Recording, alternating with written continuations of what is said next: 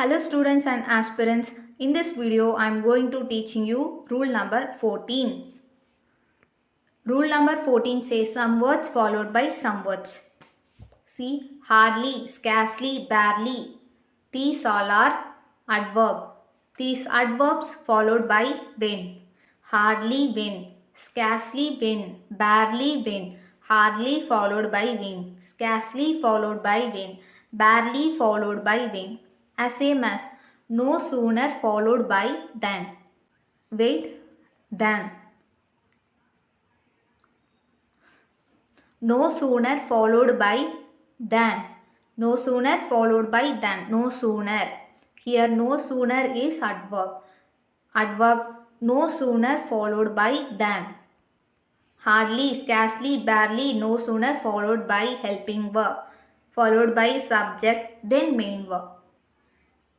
Hardly, scarcely, barely, no sooner followed by helping verb, followed by subject and followed by main verb. Hardly, scarcely, barely, no sooner plus helping verb plus subject plus main verb.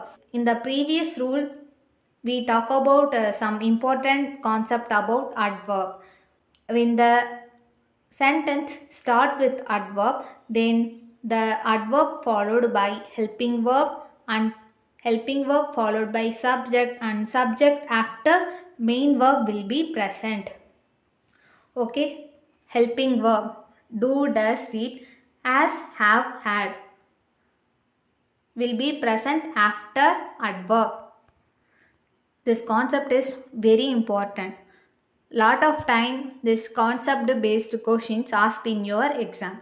This concept asked in many times, so students to note this concept and don't make mistake from this concept.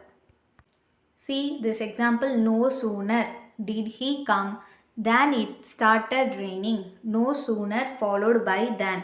No sooner followed by helping verb. Helping verb followed by subject he. Subject followed by main verb.